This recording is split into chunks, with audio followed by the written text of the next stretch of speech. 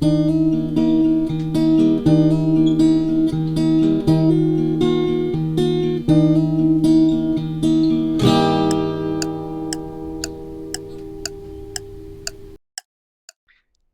I'm Andrew with 10 Minute Therapy, and in today's video, we're going to continue to examine the subject of depression.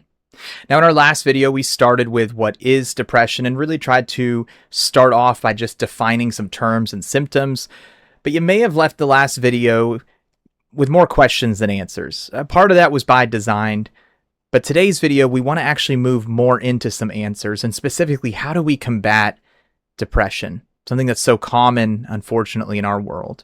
So, without further ado, let's go ahead and start the clock, and we'll get right to it. So in our last video, we started to answer the question, what is depression? And the truth is, you may have left with more questions than answers because we really tried to open up the topic of depression and start to ask this question, where does clinical depression begin? And normal life response and experience end. And the truth is, it's really difficult to pin one down over the other. Yes, there is such a thing as depression. And yes, there is clinically important and significant symptomology that we would say is depression that requires treatment. But I simply wanted to help us start to ask this question so that we understand that it may not be so abnormal for an individual to experience bouts of depression during the course of a normal human life. That may not be clinically significant depression, but depression symptoms in response to, say, grief or loss, these are parts of the human experience that we don't want to wash away under a clinical diagnosis. Having said that, however, when one begins to experience the symptoms of depression with prolonged exposure to these things, treatment may be required. And so we want to start to ask the question, what do we do to treat depression? How do we combat depression? Now, before I dive into a couple of talking points today, I want to make it clear that this video is not intended to be a treatment plan, but something to help you recognize that there are things every day that you and I can do that help us to combat depression. And maybe you're listening to this and you're thinking about a loved one that you know that suffers from depression. And so how do we help them as well? How do we encourage someone who's suffering from it? That's what I hope that we can address today in this video. But let's start with something that's basic but foundationally important. One of the best things we can do to combat depression is exercise. Now, if you look through various studies and research into the topic of depression, one of the things that you'll find is that exercise typically outperforms medications such as antidepressants and even counseling. What I mean by that is that in a typical study, when they're looking for the effects of certain things on depression symptoms, they might have one group in the study that is solely exercising and another group that is only being treated via medication, like an antidepressant, and another group that is only engaged in counseling. It doesn't mean that we don't want the combination of these three. We do. But what we find is that the exercise group typically reports a better reduction of symptoms than the medication group or the counseling group.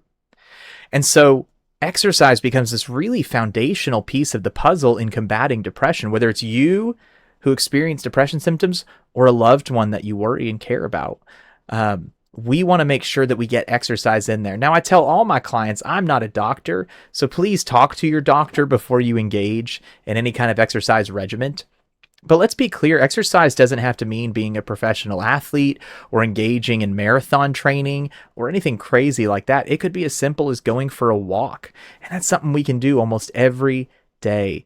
Get outside, go for a walk with someone you care about, breathe in fresh air, get your heart rate up, take in the sunshine, use the space and time to let your mind wander through the various things going on in your life or talk through with somebody while you're walking. At the end of the day, exercise is going to be one of the most helpful things because it's creating chemical responses in our brain. It's flushing out cortisol and it's allowing us to experience endorphins and adrenaline and serotonin, all these things that we need that naturally combat depression, we gain from exercise. And so therefore, that's something you and I can do almost every day. If you have a loved one that suffers from depression, think of ways to maybe encourage them and engage with them in some sort of physical activity, and see that as just one piece of the puzzle. Now, again, I don't want it to sound like we're putting all our eggs in one basket. This is a piece of the puzzle, but I do need you to hear me say it's an important piece of the puzzle. And so, exercise, one of the most important things we can do to combat depression.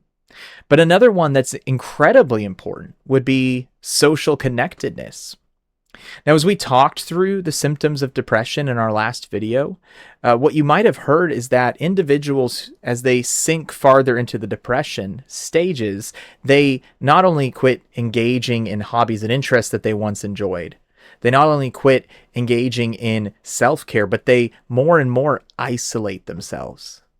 In fact, this won't happen overnight, but what we might more commonly see is that an individual slowly but surely begins to withdraw and isolate themselves.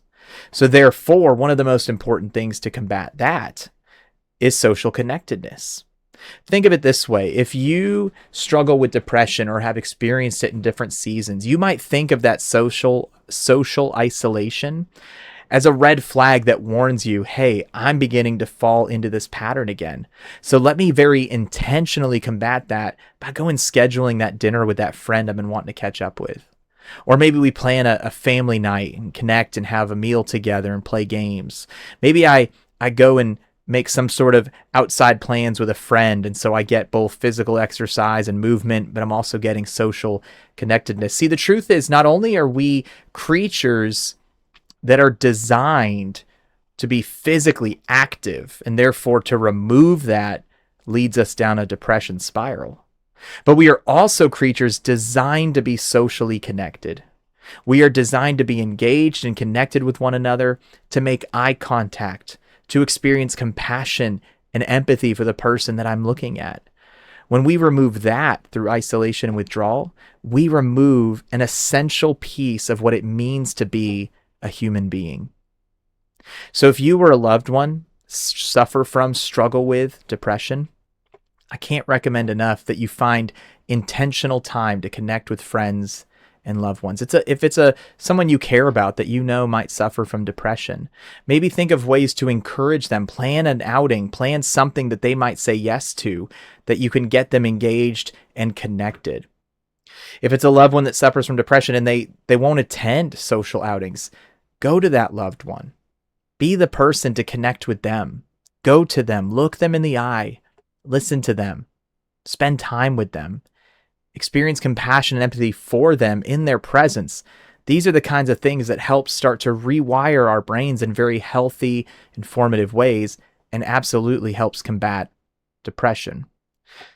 Now, here again, we're not saying that either of these things individually, exercise or social connectedness, is going to single-handedly cure depression. What we're saying is these are two pieces of a bigger puzzle that we would say provide a good treatment against depression. If we were to combine those, exercise, social connectedness, with something like counseling, and maybe even additionally talking to your doctor or a psychiatrist about medication, the slew of these things together, the sum of the parts, leads to a fantastic treatment of depression that's going to put someone on the best possible trajectory. Now, the final thing I'm going to mention today might seem a little bit out of left field, but I want you to think about this. When we look at depression and we examine the symptoms associated with it, depression inherently becomes a very self-focused condition. It's a very self-focused condition in the sense that when I experience depression, my mind becomes more and more fixated on the things that I want and don't want. I don't want to go to that social event. I don't want people to look at me. I don't want people to talk to me. I don't feel good about myself. I don't care for myself. Myself becomes very, very much a fixation in depression. And so one of the ways, believe it or not, that we can combat depression, maybe even the most important way, would be through volunteer work. Volunteer work may seem like an out of left field option, but again, we're wired and designed to be active and to be connected, and volunteer work can combine these two things together.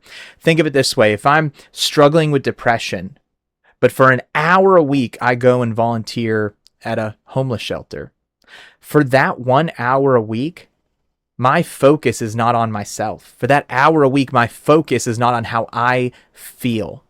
My focus is not on what I want to do or don't want to do. For that hour a week, I lay aside my needs and wants. For an hour a week, I push aside the self and I become focused on something outside of me, bigger than me. I become focused on loving and caring and serving and taking care of others. And there is nothing more powerful for combating depression than that, to help someone step outside of themselves just for a little bit of time, to go and love and serve and care for others. Now, here again, if we combine all these things together, if you or someone you love suffers from depression, to get help from a doctor, to talk to a counselor or a therapist and begin to engage in treatment for depression.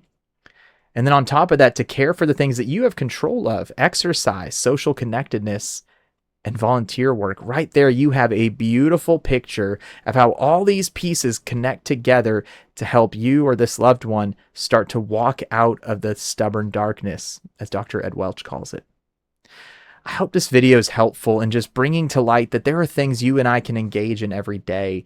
Exercise, self-care, being socially connected, serving and loving others through volunteer work. These are things we have control of that don't require a doctor. It doesn't mean we shouldn't use the doctor. You absolutely should. It doesn't mean we don't need counseling and therapy. We do. But they become pieces of the puzzle that are within our grasp and our control to help combat and treat depression. So I hope that you're encouraged. I hope this is helpful. If you join us next week, we're going to continue in the discussion on depression, and we're going to kind of examine why it is so stubborn, why depression is so tricky, so sticky, so difficult to deal with, whether it's you or a loved one. But until then, I'm Andrew with 10 Minute Therapy. God bless.